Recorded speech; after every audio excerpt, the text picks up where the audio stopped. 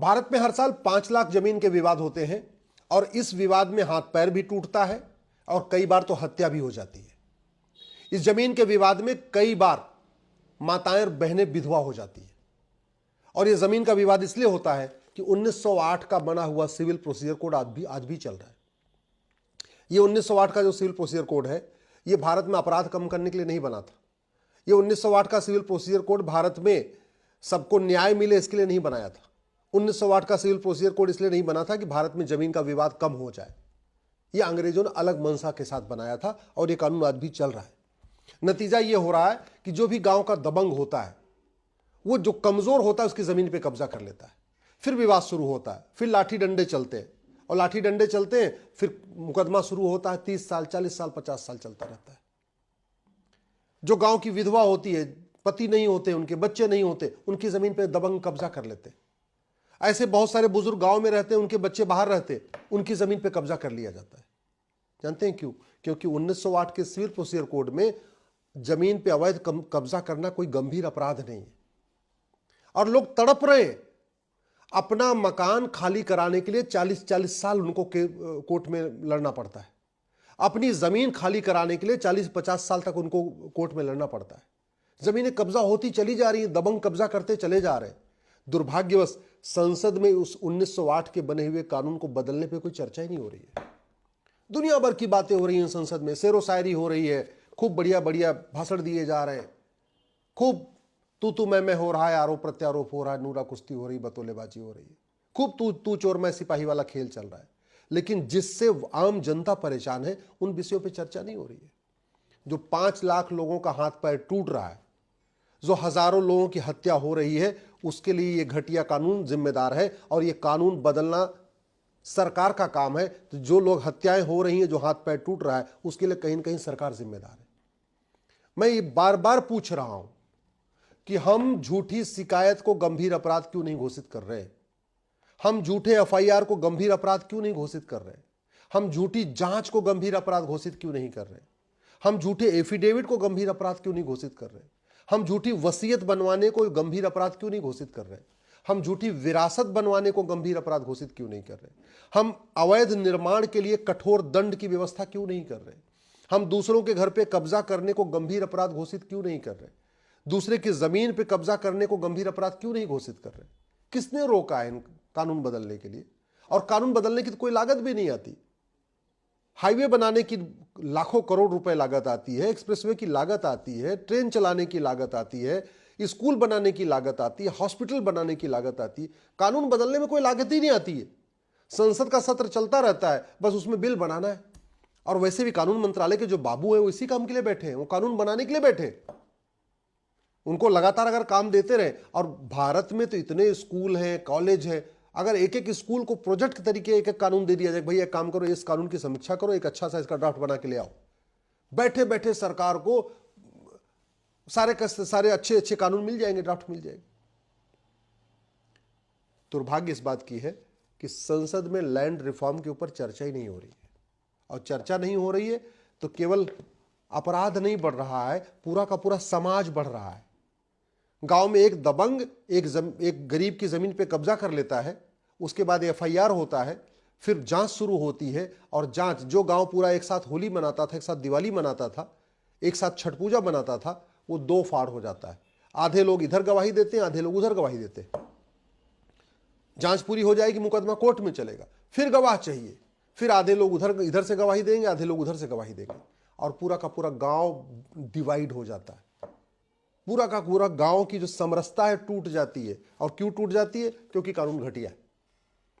अगर हम एक कानून बना दें और जो भी शिकायत करने जाए उससे अंडरटेकिंग ले कि हम जो शिकायत कर रहे हैं ये बिल्कुल सही है, और इसके लिए जरूरत पड़ने पर मैं अपना narco polygraph brain mapping test भी कराऊंगा, और मुझे पता है कि झूठ बोलना गंभीर अपराध है, 10 से 20 साल सजा होती, इतना अगर अंडरटेकिंग ले लें, कोई झूठी शिकायत करेगा ही नहीं।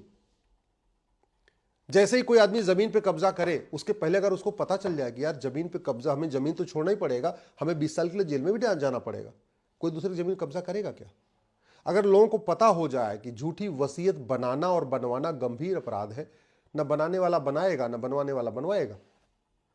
झूठे कागज बनवाना, झूठे आधार बनवाना, झूठे राशन कार्ड बनवाना, झूठे ड्राइविंग लाइसेंस बनवाना, झूठा बर्थ सर्टिफिकेट बनवाना, झूठा वोटर आईडी बनवाना, अगर इसको बनाना और बनवाना दोनों गंभीर अपराध हो जाए, ना कोई बनवाएगा ना कोई बनाएगा, 90% विवाद ऐसे ही खत्म हो जाएगा।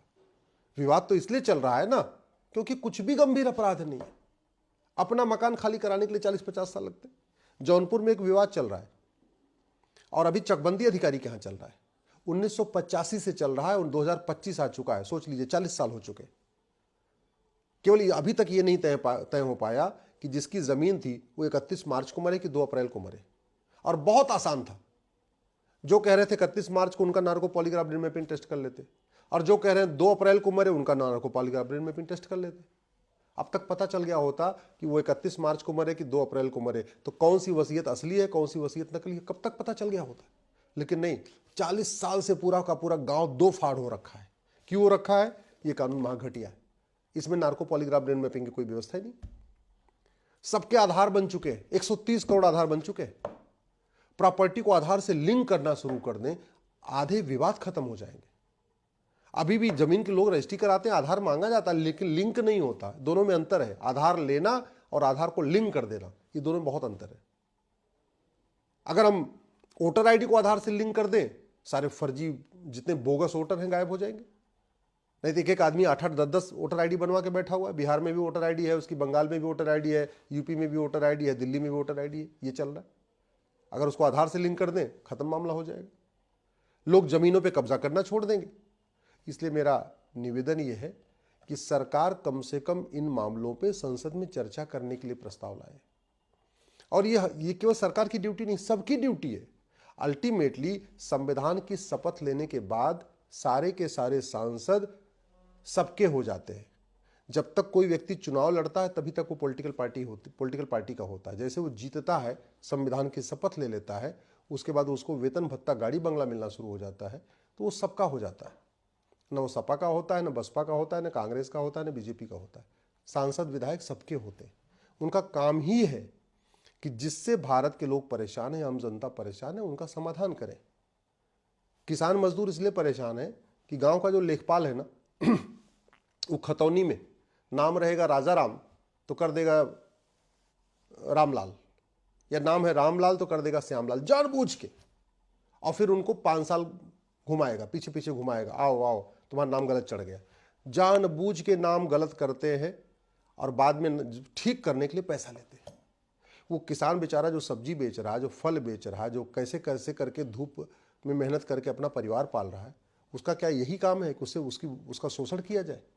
लेखपाल उसका शोषण करे, कानून को उसका शोषण करे, तहसीलदार उसका शोषण करे, पेशकार उसका शोषण करे। और बड़ी बड़ी बातें हो रही हैं संसद में, पता नहीं कहाँ की बातें हो रही हैं। अमेरिका की बातें हो रही हैं, लेकिन अमेरिका का कानून हम नहीं ले रहे। अमेरिका में तो झूठ बोलने पे 10 से 20 साल सजा होती है। आखिर जो विवाद, जितना जमीन का विवाद भारत में है, इतना जमीन का विवाद अमेरिका में क्यों नहीं है? सिंगापुर में क्यों नहीं है? जापान में क्यों नहीं है? दुबई में क्यों नहीं है? भारत में क्यों है? इसलिए चल रहा है क्योंकि हम कानूनों को नहीं बदल रहे। डॉक्टर बदलने से बीमारी ठीक नहीं होती है, बीमारी ठीक होती है दवाई बदलने से, और दवाई बदली नहीं जा रही है।